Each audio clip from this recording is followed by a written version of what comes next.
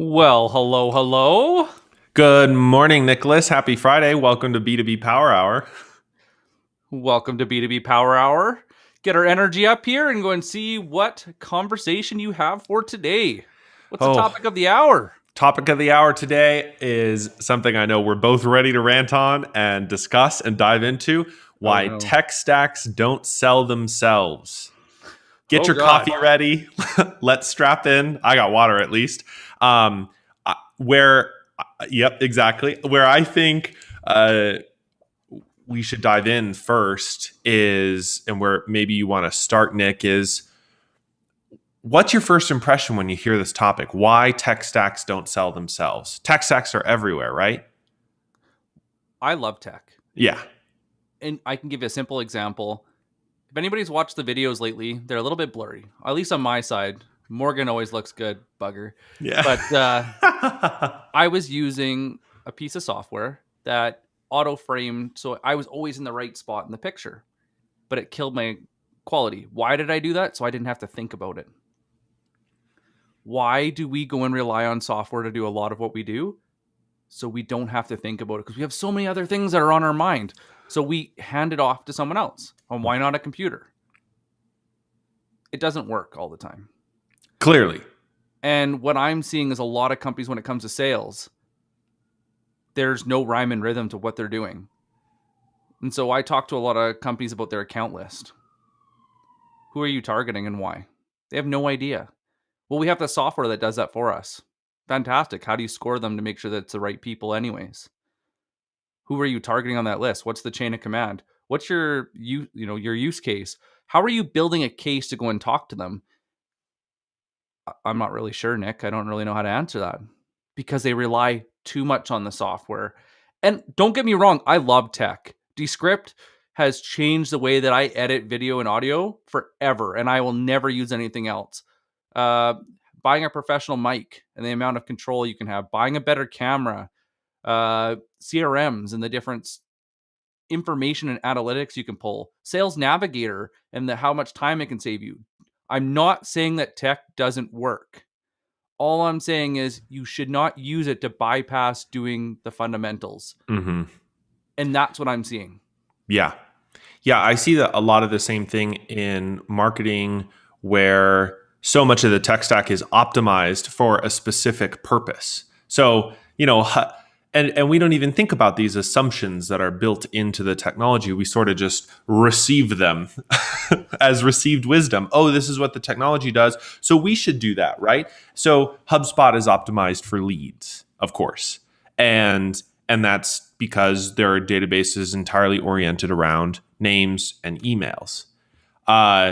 There's like Active Campaign now has a lot more to it than it used to, but when it first came onto the scene, its bread and butter was email automation. And so you buy that piece of technology and you think, oh, we need to do email automation because, I don't know, everybody else in our industry is doing email automation.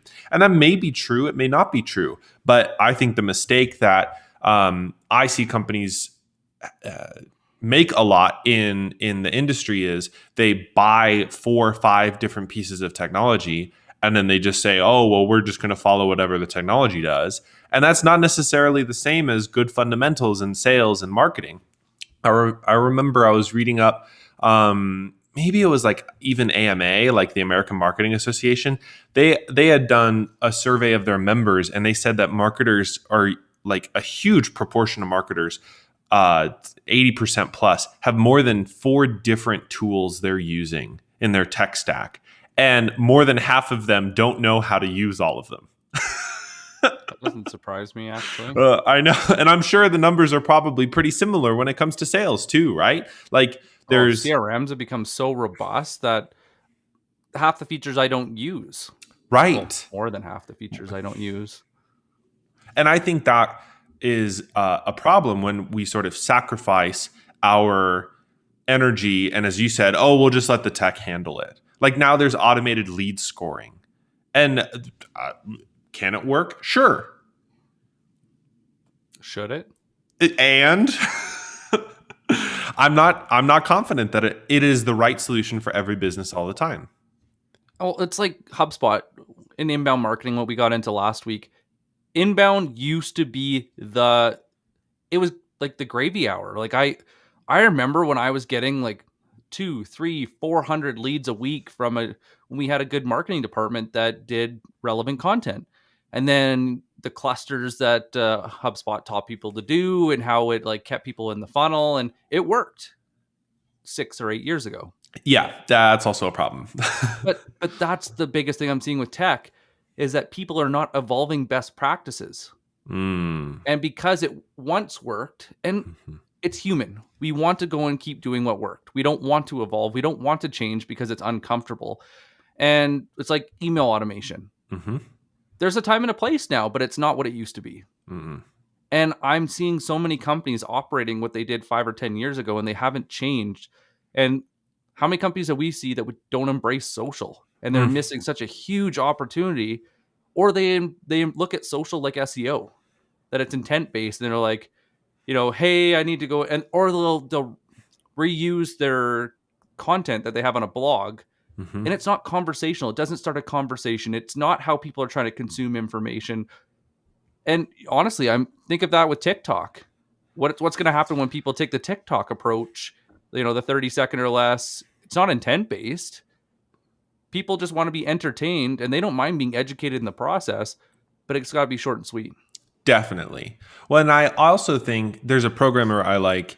He's the CTO at Basecamp, and he talks about the lack of Majestic monoliths. That's his term. It's such a funny visual. This, big single-use platform that's out there, and instead we're inundated with 30 different startups per category that all have venture funding behind it. And so some of what the noise is in the marketplace as a result of, there's all of this money being funneled into software to solve a very niche problem, and rarely are they all Majestic monoliths. So then we have to spend time integrating, and then on top of integrating, and not even just like Zapier or no code tools to like get the platforms to talk to each other, but also like business intelligence dashboards. Then we have to layer analytics on top of it so that we understand each piece of the puzzle together. And I'm not of the opinion that a Majestic monolith for MarTech is like the best idea ever. I think there is a use case for each small tool, but one of the reasons that that tech stacks don't sell themselves is it takes effort and intention to integrate all of your tools together. And if your sales team is working inside the CRM and your marketing team is working inside their analytics platform, and marketing never checks the CRM to see how well their campaigns are doing in actually driving sales, which based on the data we have now seems to happen far too often, you're not actually driving revenue. But instead, if you think of your organization as a single revenue entity, and you have sales, marketing, and success, and this is the RevOps methodology, this is what we talk about a lot, Nick, is now you have to create and construct technology in a way that makes sense across each part of the revenue cycle. And those things have to talk to each other, and those metrics from an operational perspective. And now there's all the, marketing ops, sales ops, rev ops, success ops, et cetera, to make sure that all of those metrics are aligned. That is like foundational. That's not even the motions that you have to go through with the tech stacks. That's just like step one, is get everyone on the same page and have all of your data integrated together. Yeah, absolutely. Not having those blind spots is so hard among your tech stacks. And even having the right features kind of reminds me of buying a car. You get a whole bunch of other shit you never asked for, and then you're kind of stuck. But I want to go take it back one step. Why everybody buys tech is because they want it to do the work. But one of the things I'm seeing is because they're taking that knowledge, and it actually aligns really well with my post this morning. From us doing this, it caught me off guard how little I knew about customers and how many assumptions I was making. So I started doing interviews, thanks to Chris Walker, and I started doing 1 or 2 a week. And the things I was getting told that were problems, to me, seemed like common sense. But it's only because we talk about it every day, all day. But to them, because they have they're wearing so many different hats, it's not the usual. So I'll give you an example. So we were talking about building account lists for demand gen. What are your target accounts and why? Okay. So now you're shortlisting. And this has been the biggest question I've been asked. And I'd love to go and talk about it really briefly, even though it's not part of our agenda, is how do you shortlist an account list? That's a great question. But the reason why I bring it up with tech is because they're like, well, we use intent data. So what are the triggers? And intent data isn't always that good. I mean, I remember somewhere in Demand Gen Live content, we both love Chris Walker here, so I liked the way he broke it out, which is there's low or assumed intent, or no or low intent, and then there's assumed intent, and then there's actual intent, and all of the intent data out in the world usually sits in that no or low to assumed intent. And those are the databases you can get. That's they visited our website, they put in their email for something, et cetera, until they actually reach out to you saying, I'm ready to buy. That's the third tier. That's the high intent. Everything else is just assumed, right? And to make strategic decisions on those assumptions maybe doesn't always lead to great revenue results. So I couldn't agree more. But the question I get asked is, so how do you build that list? So how do you build that list, Nick? Because you can go on Navigator and you can go and get your list to about 1,000. There's your category, whether it's by size of company, your firmographic, demographics. You can go and do that. But if I said, Kay Morgan, you want to focus on 100 accounts, because that's where we started in sales. We got a list of 100, and we were not allowed to burn a list. We had to go in. Maybe we had about a 10% turnover per year, maybe a little more, maybe a little less. Kind of depends on which marketer gave us the list and how good it was. Yeah. I'm not good. I wasn't gonna go there, but since you did, I mean, let's be honest here. Yeah. And I would love to hear Chris's opinion on it, but I think that somewhere about 50% of a salesperson's success comes from their list. Now we take that to marketing and we look at but the people keep thinking it's the companies. And I actually now am realizing it's the intelligence. What do you actually know about your customers? And the different chains of command and what they're responsible for and what that means. But now, how do you build a list of people that you're targeting that goes beyond who's been active in the last 30 days and who's recently got a promotion? Do you look at growth? Do you look at who's been commenting on your posts? Do you go and use the old LinkedIn hack where you go and join relevant events and you pull that list, and those are the the leads that are actually actively pursuing education in that particular category? How do you build a list? And without tech, most companies have no idea. And I'm going to tell you, it's hard. It is hard because what do you do? Without talking to someone, how do you build that list? What are your make it or break it to get to that short list? And I wouldn't be surprised if this is the first time that a lot of listeners are hearing this, because this was very foreign to me. This was never shared with me throughout my years of sales. It wasn't until I got into leadership and I started doing more sales strategy and kind of took it on myself that I realized that building lists is really hard. Yeah. And how many people build a list in 15 minutes and call it done? But this goes back to the sales stacks, to the marketing stacks. And this is just done automatically. We don't question why. We don't question how.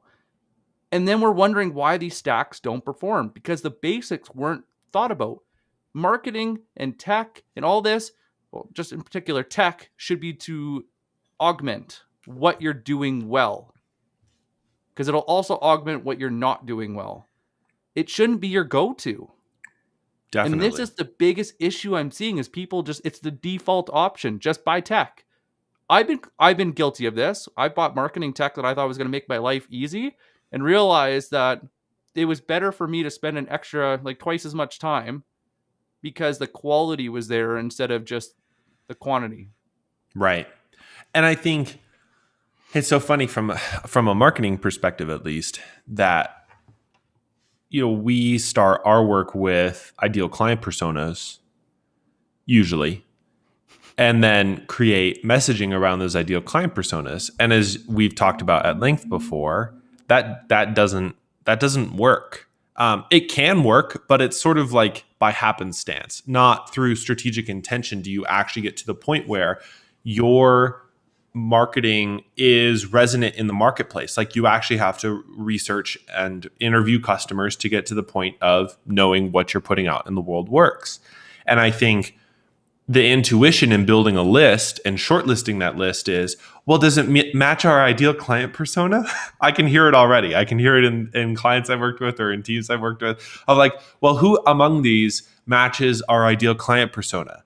And it's like, that's not necessarily the best way to narrow down a list. Like, first of all, you may have clients, you may have made assumptions in your ICP that aren't true in the marketplace. And so you're going to exclude accounts that are actually really good fits, but because they don't meet your assumptions about what your ideal client is, they're not going to get shortlisted and they're not going to get targeted in an ABM strategy. And that's such a disservice. And more importantly, to the topic today, oftentimes we use technology to help solve that problem as well. And we, either lead scoring, or we do intent data from third-party databases, or all sorts of I can think of all the technology that exists out in the world to help you try and shortlist something. And that also may not be true. I mean, I'm certainly old school in the sense of like, if you can't put it in a spreadsheet, is it really that valuable? Like, especially in terms of like categorizing and shortlisting and defining, creating out, when were they last active? Do they meet this criteria? All a CRM is a very fancy and interactive way to organize a spreadsheet or a database. That's basically all it is. And there's a UI and a UX to it all, and that's very nice. But if you can't conceptualize your data and the targets that you want to go after as something that you could manually build inside of a spreadsheet, it's probably not that useful to you. And not that you need to go and build things into a spreadsheet, you could, but that is a starting point where if you need to be bootstrappy and lean, you can just think, let's just build a spreadsheet. And I know plenty of billion-dollar plus valuation companies that still run parts of their operations inside Google Docs, because that was just how they got started and that's how it kept going. And so that should be a lesson to the rest of us that technology is not, MarTech stacks, sales ops stacks, etc., are not necessary to actually grow revenue. As you said, they augment what already is there, and they augment the stuff that's good and they augment the stuff that's bad. And the opposition, the resistance to that inside an organization often comes down to the learning curve of that technology. Like, if it's 12 to 20 hours to learn that's half a week for a staffer to learn a new piece of technology. That's not too bad. If they were doing it every day. If they were doing it every day. They have other responsibilities, so that might be a 6-month rollout. Right, exactly. And that's just one staffer. Think of all of the people that you need to get on the same page. And that's where keeping it simpler is crucial in my eyes. Keeping your tech stack simple. Yeah, absolutely. Your process is simple, so everybody knows who's responsible for what and that it works. There's that handoff. But just to go back to your list, the most common question I get from salespeople is, I don't know who to call. Have you ever sat, and not now, but working with companies in the past, as a marketer, have you ever looked at writing a post and asked, who the hell is this for? Yeah. Yes.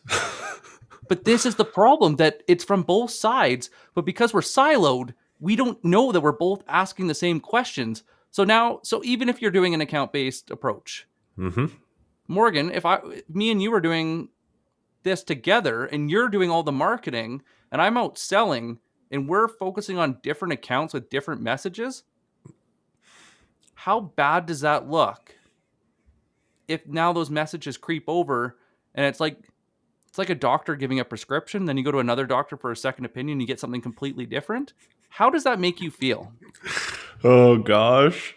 Or worse, honestly, what just popped into my mind is, the messaging on both angles accidentally works. And I actually see this all the time. Or like 80% of the time, the sales strategy works for the accounts that they go after, and the marketing messaging works to generate leads in some areas of the market. And so then the strategic level decision is, oh, look at these things that are working. We must be doing a great job. When in reality, sales and marketing aren't talking to each other, and they're just incidentally happening into cash flow.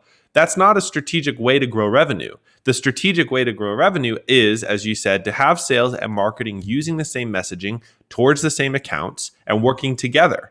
But what the incidental approach leads companies to is 6 months down the road, they say, oh, we must have been doing really well. And then it eventually hits a wall. It always does, right? It always hits a wall. It could be 12 months down the road. But you had this great growth. Sales is somehow getting accounts. Marketing is somehow driving the right leads or accounts to the sales team. And then it hits 12 months and suddenly everything falls apart. Yeah, if they can't attribute where it came from. Exactly. Because they're relying on the software and the KPIs that the software gives you, and that's where they stop. Mm-hmm. And this is going back to the danger of software, and why overinvesting can be really dangerous is because you let it dictate your business. One of the biggest KPIs I've used for myself in sales is meaningful conversations per day. And I honestly think that is why the LinkedIn comment strategy is bananas. Hey Morgan, if you haven't tried this, if you're not regularly commenting, you only need to do about 5 a day, but on key posts, people that you actually want to work with, or people that are trusted in the space that you work in. And if you just do that and nothing else, and make sure you have your profile filled out, you're going to understand why this works. It's literally insane. I mean, you and I have been using this for however long, and the profile views increase, the engagement increase, the connection requests increase. And that's a mixture for us, at least, between posting frequently and commenting. Really, that's all it is. And the point, but just to center this, the point of commenting is to generate a valuable conversation. It's not to grow your own base or to grow your profile. And so why do most people don't do it? Mm-hmm. One is they don't know whose job it is. Is it sales or marketing? And how do they get credit?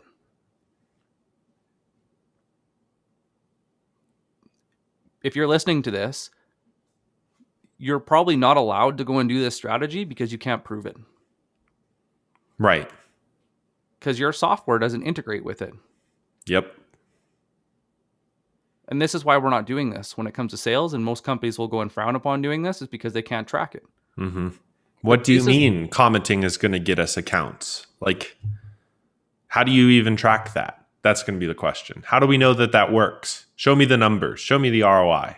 Yeah. And how do you use software to find the right people to comment on? Mm-hmm. Well, and the funny thing about that, just as a side note, the existing attribution software isn't actually that great. And this is something that's now been well documented, especially the Refine Labs team has done a lot of work on this. But even like years ago when I was working on web projects and like SEO and content strategy, especially pre, 2015, when there was a lot less noise about it, and it was maybe a little bit easier to rank number one on not long tail keywords, I was always confused because inside analytics, you would get a result that says, direct search or organic traffic. And you could have bananas organic traffic numbers. But then you look at the results of the keywords, and now there's a different tool to do this. Now it's Search Console. And you look at what people are searching out into the world. And for so many of these companies that I worked with, it was their branded term. They would be searching the company's name, not some generic keyword that then they would pop up number one on. And that is an excellent example where some other marketing activity you're spending money on is generating awareness inside the marketplace that then encourages people to search you, that then they end up on your website and potentially buy from you. Now, the fancy term for that is dark funnel or dark social. I learned it as brand marketing. There's brand marketing and direct marketing. Brand marketing is the stuff that's immeasurable. It promotes your company out in the world. It is inherently immeasurable. The Super Bowl ad that you run, you have no idea how many customers you actually got off of that Super Bowl ad. Direct marketing, the old school direct marketing approach is you run a print ad with a telephone number that only exists on that print ad, and then you measure the number of customers and calls you get off of that print ad because there's only one phone number that they call. The modern way, of course, is the advertising networks on Google and Facebook and all of the optimization around that. The problem is we got so invested in direct marketing because it was measurable, and you could essentially assess attribution based on the number of ads, the number of clicks, the number of visitors, the number of signups based on that one funnel, that we sort of forgot about the brand marketing approach. And now we have new terms to describe it around demand generation and dark funnel and dark social. But your brand efforts generate awareness out in the world about what you offer and why you're better than your competition and what value you provide, and build trust. And that drives behavior that has people search your branded terms or search you out directly on social networks. And those things, you may think you're getting a lot of organic traffic, but in reality, your marketing approach over here is actually generating all of that direct traffic. And that's why even backing up from the very specifics of, well, we can't measure this tactic, to, well, what can you measure? And at the end of the day, what you can measure is like single channel, like you can measure ROI across channels or single campaigns or construct funnels around those campaigns. But your brand marketing efforts are inherently immeasurable. And as marketers, we have to be comfortable with that. And we have to be comfortable making the case with that, with leadership saying this effort is going to drive our overall cost of acquisition down, because we're creating awareness in the marketplace. That's a brand marketing effort. So even from a broader sense, I don't even have confidence that a lot of the data marketers say is driving the bottom line is actually driving the bottom line. Things are more complex. They are not linear. There's not one path a buyer takes to purchase from you. And the more that we invest in technology, the more married we are going to get to specific metrics that technology provides. It may not even question the assumptions that you made in that tech alone. Like how many ad tech platforms? Oh. And you look at actually how they sell the ads. When you think you're buying an ad from you didn't know that they earmarked a certain amount of premium ads for someone else that bought before you, and you'll never have access to them. Nope. And so where you think you're getting good results, you may never actually get good targeting because of the way they sell. Right. And that's why metrics getting deeper. You don't, if you're not asking the question and you're just trusting the technology, that's where you get in trouble. Yep. My favorite metric is a blended cost of acquisition. And because I think it's the only reliable sense you have if you're doing both brand marketing efforts, content like this, or other things that are inherently immeasurable, and direct marketing efforts. Because if you have, let's say you spend, $1 million on marketing in a year, and you got X number of customers at an average deal size of Y, you can figure out your blended across organization cost of acquisition, and from a marketing perspective. And I would even argue to include sales in that if you have a sales team and the sales salaries, because now you can say, well, we are going to spend, $20,000 to acquire a customer across all of these activities. And your tech stack isn't going to tell you that, by the way. You have to go to your financials. We're going to spend $20,000 to acquire a new customer. And that the way we're spending those $20,000 are in these 5 ways. And 3 of them are direct, 2 of them are brand. And now you can go to leadership and say, well, we know it takes $20,000 to acquire a new customer right now, and we're working on driving down that acquisition cost. That is a far better approach than saying, well, we can spend $10,000 on Google ads and get this click-through rate that drives these people to this funnel with an assumption that funnel works anymore. And then we generate leads off of that. Like that's not the same sort of approach here. We're thinking much bigger about your entire revenue engine. And those sorts of metrics are not inherently embedded inside a tech stack. And in fact, a lot of the metrics that marketing technology stacks use are distracting from that blended CAC approach, which sounds like a disease, CAC, but cost of acquisition per customer. Thank you for clarifying. Yeah, I figured it was important to clarify, Nick. Do you want to go quickly into detail of what exactly you would like minute details of what you would track in the financials, and like go into specifics, so deeper than just sales salaries? Like Sure. what else would you look for from marketing and sales, and would you include anything from service? Ooh, great question. So I think from a financial perspective, when I think about revenue, obviously there's what's your top line revenue and what's your gross revenue or gross profit, technically. Basically, take out your cost of goods sold. And in COGS, traditionally, that's your advertising expenses, your event expenses, all of the programmatic stuff that you're doing, the money that you're spending to help generate that revenue. That's super important to get to that gross profit number. I think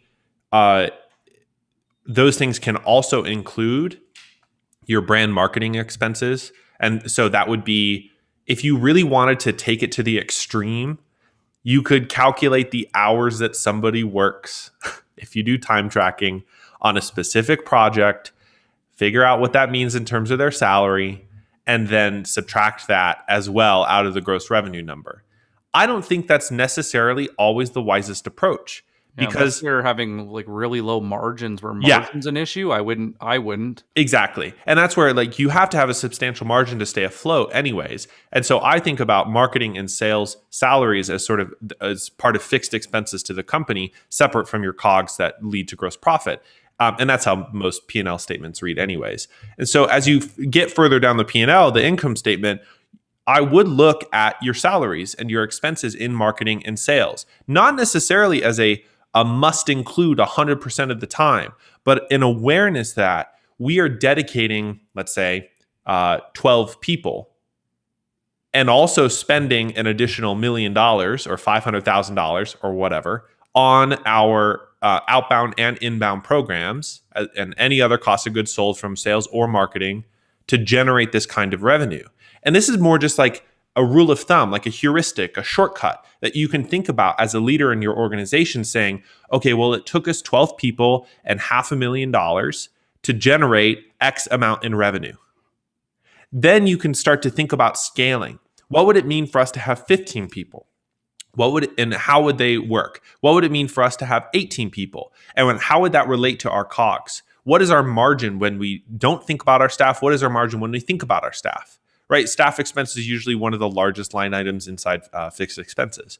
And I'm not convinced that success needs to be configured in terms of cost of acquisition, but success teams, product teams, delivery teams, whatever they are, do need to be thought about in terms of cost of retention.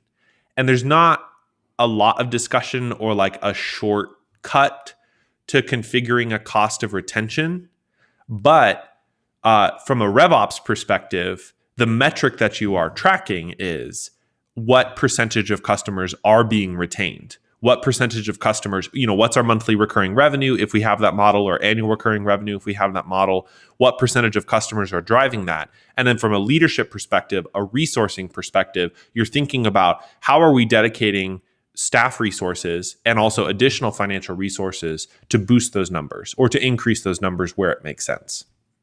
Our friend Anton gave you a nice thank you. Hey, Anton. CAC. Thank you for reminding about CAC. That's what has to, lie in the core of every venture's economy. That's right. And if I can extend the soapbox a minute longer. I know. The mistake that I see most marketing enterprises make or marketing organizations make around CAC is they take too narrow of a view. So what do you mean?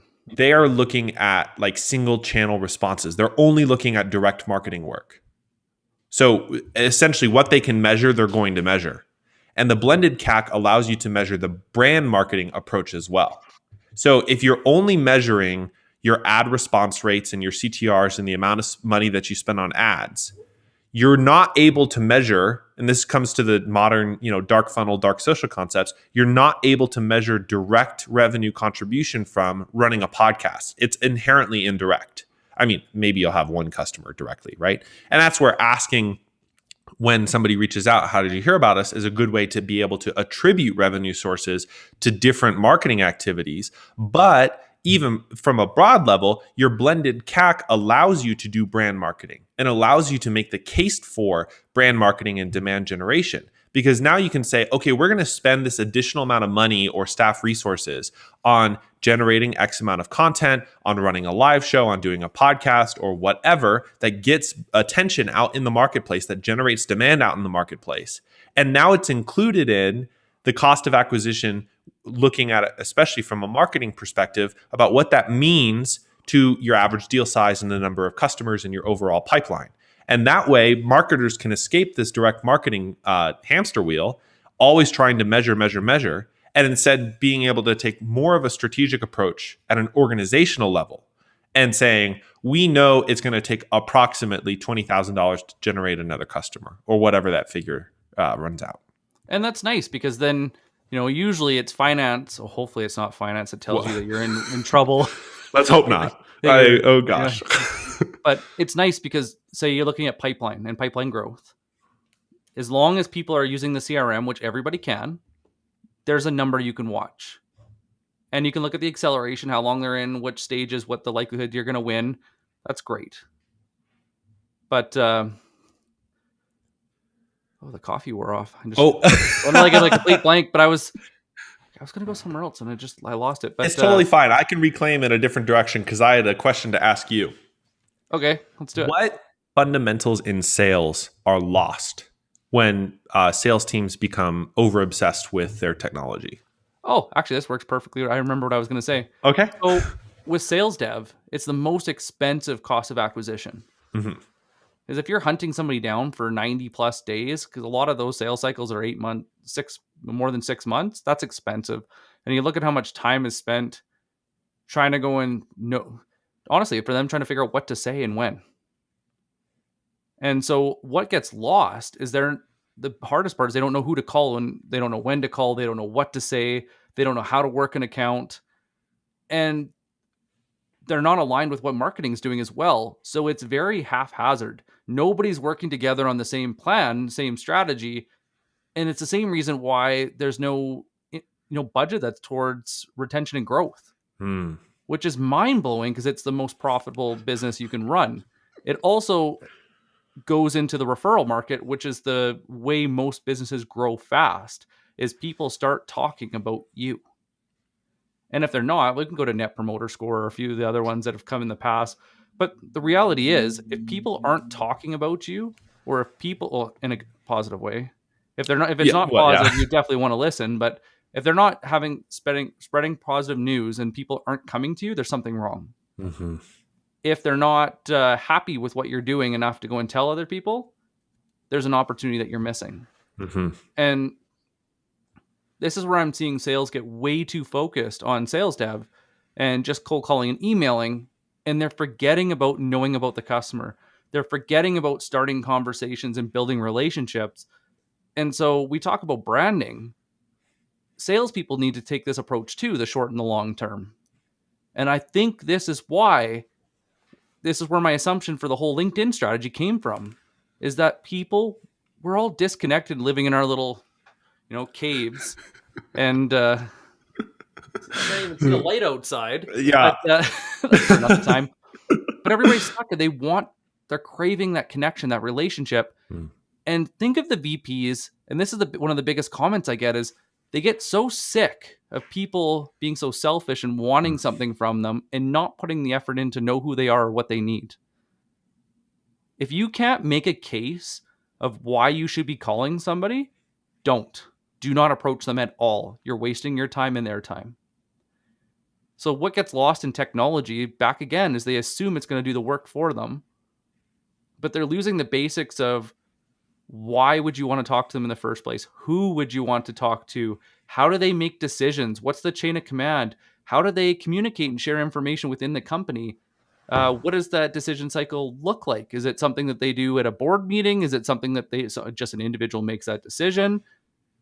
If you don't know the answers to these questions, you're in a dangerous place, and you're going to be just like the other 99.9% of the salespeople that call them and harass them.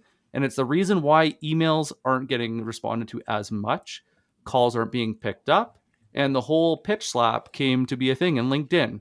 is because people aren't doing the work. They're being lazy, and it shows in the way that they're approaching others. And, it's interesting looking at like tech like Cyrano. And Cyrano.ai builds personality profiles, and it tells you ways to approach people who they are. But what about doing a Google search on someone and looking at a more personal social media channel like Twitter or TikTok? You mean actually doing the research up front? Do you do that? Do you do that? What a dangerous proposition, Nick. Remember in Suits when they would do the practice cases and they would build a case in the background? Yep. One of the things I think helped me succeed in sales is I build a case on every account. And what I've been doing every morning, it takes me about 30 minutes, but I build a case on an account and I start doing my outreach. It also helps me with marketing, and I'll ask myself what I need to know to prove it true or false. I don't think technology could do this for us. It might help ease the conversation, like Cyrano and looking at the Myers-Briggs or the personality traits that would dictate how they consume information, how they interact with others. But there's got to be a business case. Like we're talking about the cost of acquisition. If you don't know these numbers, you don't know how much you can afford to invest to go and build business. Now you're going to go to an investor and finance growth, and you don't even know what the cost of acquisition is, your average profit margin, and the retention, like long-term value of that customer. Well, and what's interesting that you bring up too is a lot of the sales development motion is actually pre-pipeline. Yeah. So it's not technically pre-pipeline if you have a very expansive definition of pipeline, but everything that you brought up, the questions that you have to answer, should be before they are added to a CRM. Yeah, and if marketing and sales dev are working together, sales dev should be the emotional component of marketing. They should be the recon. They should be the ones going out in camo and watching very eerily from afar to see what people are doing. How do they interact with others on social media? If you live in a location where you can actually go and see what they're doing, go into their head office, go into peek in their break room, look at what their life's like. What's the environment like? Is it a pretty strict atmosphere? But this is what you need to know. It's all about having conversations. So many times we get lost in that. Well, how do I approach them? What's the cold call script? What's the email? What's the sequence? How do I go and develop the cadence? What software should I be using?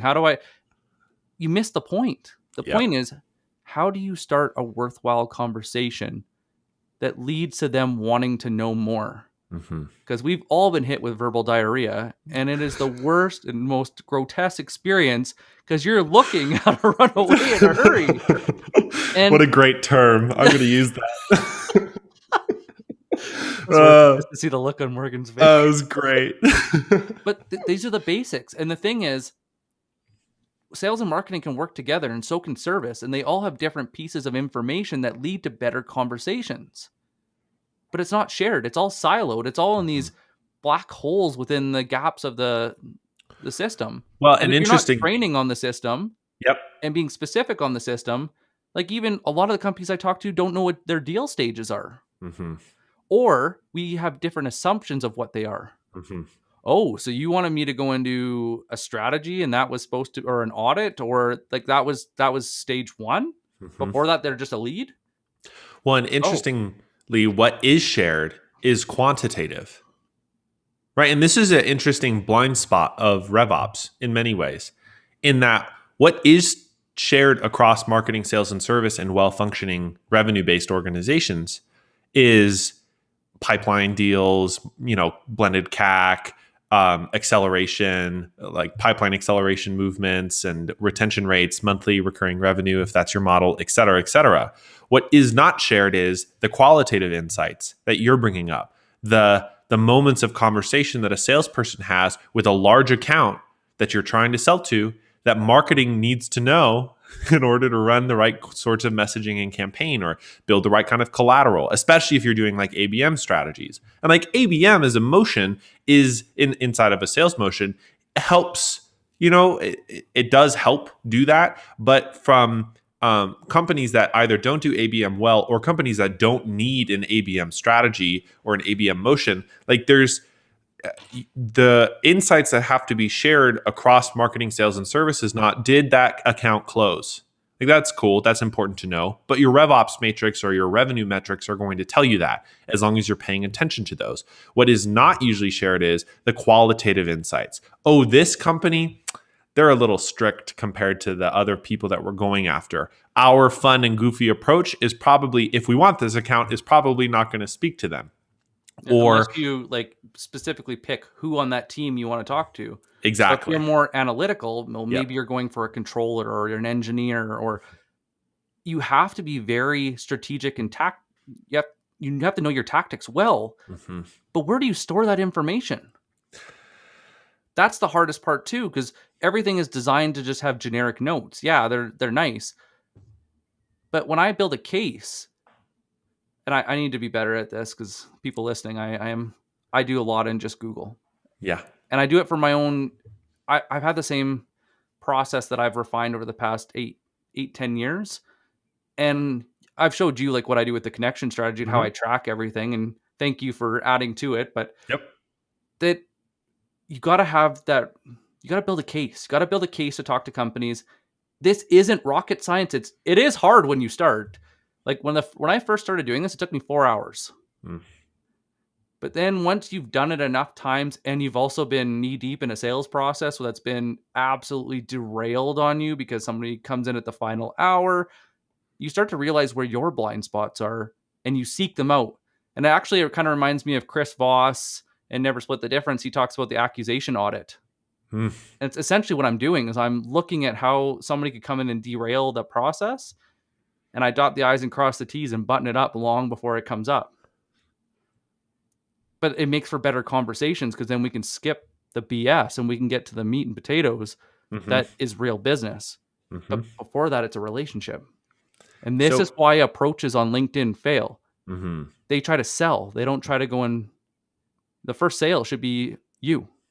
Why you? Mm-hmm. Why should I be connected to you? What can I get from you? And it sounds selfish, but everybody wants to know what's in it for them. So the first thing is just starting a worthwhile conversation and improving credibility. And Tech. people like nice people. People like nice people. Or maybe more specifically, the people you would want to work with like nice people, or at least the people that I want to work with. That's true. And so reaching out and starting a conversation, that's part of just being a nice person. It's not, here's what I can do for you. I got pitch slapped the other day. Like, here's what I can do for you. It's like, no thanks. And I have no reason to be engaged or interested. Or But other believe people, you. but no, other, honestly, it's true, why would I believe you? right? You couldn't even take the time to go and build a case around very specifics of how you could do that. Mm-hmm. So why would I believe you that you're going to take the effort later to do it right? Or start a conversation about their priorities. And guess what? Chances are their actual priorities, are not related to what you sell, not directly at least. And the Yeah. things that are top of mind are not directly related to what you're trying to sell. And the problem when you're trying to be selfish on LinkedIn or any other platform on cold calling, etc., and you try and say, here's what we can do for you, they're not even thinking about what you can do for them. They're thinking about, how do I solve X or Y? How do I deal with these things in my life? And if you can open up a conversation focused on those and just have a conversation focused on those instead of trying to sell a specific thing, and you can guide that conversation. You and I both follow like Blissful Prospecting, and they have some good tips on how to narrow down that conversation to specific priorities, choosing between A or B, which of these are more important. Like, that's a good way to start a conversation or continue one as well. But if you just start with, here's what I'm selling, like, that's no different than walking up to somebody on the street saying, you want this? Here's what I'm selling. I compare it to knocking on somebody's door, walking in and sitting down at their table. That's such a good image. But you're putting yourself in such an intimate situation where it's so vulnerable. And so you walk up to me out of the blue and expect to sit at my dinner table and me to pour my heart out to you? Why would you deserve that? Right. And this is where we go back to tech. Mm-hmm. And Kim actually said it really well the other day. She's like, so what are we going to do when tech is more emotionally intelligent than us? Sales, if you're listening to this, you should be scared for your jobs. If we're not being emotionally intelligent, we're not building relationships, we're not earning trust, proving value, and showing advantage, tech's going to take your job. Mm-hmm. Because we're not doing the fundamentals that give us a job. We are the emotional connectors. Marketing takes a different avenue. How would you, if I had to go and say, how would you explain marketing quick? How would I explain marketing quick? Like quickly, like a sentence or less. I would say sales is the emotional glue that holds things together, which to me is a relationship. They're going to go to bat for you to make sure that, because who do you normally talk to when, honestly, shit goes awry, and say you're at a hotel or you bought a computer or something goes wrong, who do you normally call? Sales or service. And this is where they win you forever. We talked about this on a previous episode, because they make it right. They earn your trust for life. I think marketing in one sentence would be marketing makes change happen. I would agree that their marketing's job is to change your point of view to see something that was once lost and the way you do that forgotten. Is storytelling and emotional connection and, building community and all of the different sort of strategies that rely on it. But marketing is saying, so this is a great example. A lot of people say they don't change their minds all that often, or a lot of people say it's really hard to change somebody's minds. That's all marketing's job. It's to change somebody's mind. And just the other day, I put on a shirt that I wasn't like super confident in. It was a bold print, and I was like, do I look good in this? Like, that's that uncertainty. Like, do I look good in this? And my partner was like, yeah. I was like, okay, then I'm going to wear it. And that's marketing right there. Like, it's changing somebody's mind. And all of... So I want to challenge this, because I think this is a good conversation. Is that marketing or is that sales? Because that to me is buyer's remorse. That is because sales needed to come in and nurture that process to the end, and not just to the transaction, but post-transaction to deal with the emotions that arise through the process, to check all the boxes in the buyer's journey, but buyer enablement. I agree. That's probably sales, actually. Yeah. But I think marketing's job is to set up the mannequin, or place the ad, or start the dialogue where people can share, where they're like, damn, I think that would look really good on me. Yeah. But it makes you say that. It makes you go, you know what? I bet you that would look really good on me. And I honestly think now it is marketing's job to take you to the till. Oh, and it's only sales' job to come in when there's an emotion that... In America, we would call the till the cash register, just for everyone listening. So take you to the cash register, to the point of purchase, 100%. And like B2C does this already. The B2C world does this all the time. It's the B2B world that gets all caught up in, well, where does sales take over? And truly, I 100% agree with you. I like that differentiation. And I think the mistake that marketers make is when it comes to actually changing people's mind, is they think they just have to interrupt in the right way. And this is an old school concept, right? That they just have to place the radio ad back in the, let's go old, pre-internet, place the radio ad at the right time so that somebody's going to call. With the right intent. And with the right intent, right? Or at the right stage of the buying cycle. And at the end of the day, nowadays, with all the technology that's out there, all of our automation tools, all of our advertising networks, well, social media, but advertising networks, and everything else at our disposal, everyone's getting interrupted all the time. And this is true at the peak of TV as well. This is going to be even probably more true in the future of the internet. It's just, here, click our ad. We're going to try and funnel you to death or whatever. And great marketing is not necessarily interruption based. It's genuinely creating that relationship, that visibility out in the world, that people just start to pay attention to you. And of course, that's brand marketing. Like that is a brand marketing initiative, is so that people Don't ruin it. Just Yeah. keep going. I know. I have to tie it back. Come on, Nick. That's a brand marketing initiative that to get people interested so they change their mind. And to the same point of, I walk into a store and think, oh, that shirt's going to look good on me.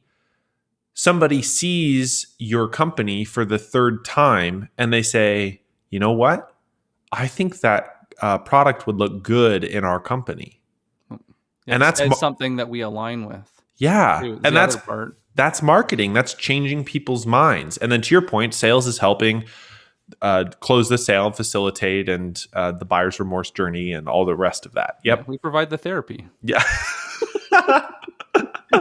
Honestly, no, I think therapists would be great salespeople.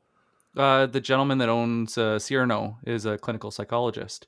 Truly, they'd and probably I told him he should go and do a series just on comparing sales to psychology.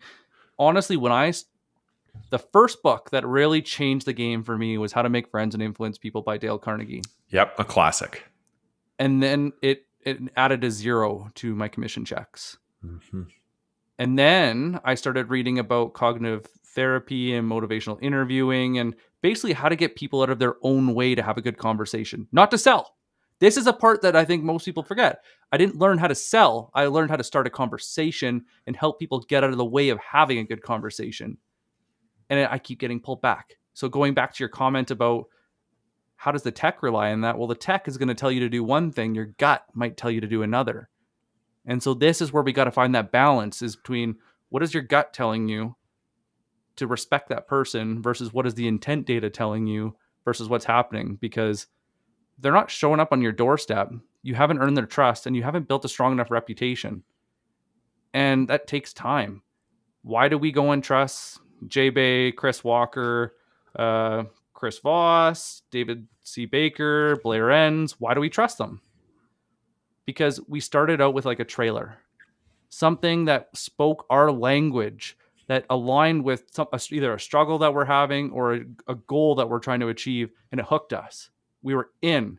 And then you listen a little more and you listen a little more. Next thing you know, you've binged their entire podcast or their series or books, and you're hungry for more because they've earned that. How are we applying that to marketing and sales? Mm-hmm. We're not. And those are the fundamentals, right? And the shiny tech stack is distracting us from those fundamentals. And I think at a sort of a bright line of this whole conversation, sort of a thread that goes through the entire thing, is technology is augmentation. And especially technology where it is today, artificial intelligence even. All of that can augment what you're doing. It can optimize it. It can automate it. It can make things go faster.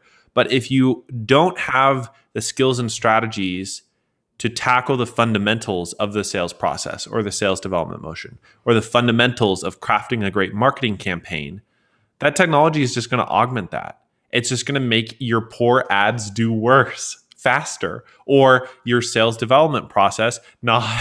I don't know. Gary Vee said something the other day that just cracked me up. He's like, no, first and foremost, you need to do what you do really well. Mm-hmm. Because if you do it really well, the world will know. Mm-hmm. But if you don't, the world will know. The world will know. I'm good at my job. It's true. And I think that fundamental skill sets or those fundamental skill sets are crucial to succeed in these positions, whether or not you have the fanciest CRM on the block, or you have the best ad network around, or you have a great messaging architecture, or whatever. Like, all of those things are tactical, and you can change tactics whenever, but being able to see clearly and have that emotional intelligence with your customers, which is true for both marketers and salespeople, that is the fundamental that drives tech stack performance. Amen. Well, I think we're at the hour. I was gonna go. I was trying to decide if I wanted to say anything else, and I'm like, no, that's a pretty nice button up. I Oh, nice. just let's call her a day. Call her a day. Well, thank you everyone for tuning in to today's B2B Power Hour. I'm Morgan Smith. And I'm Nicholas Thickett. Thanks for joining us, guys. Have a good day. See you soon, Nick. See you soon.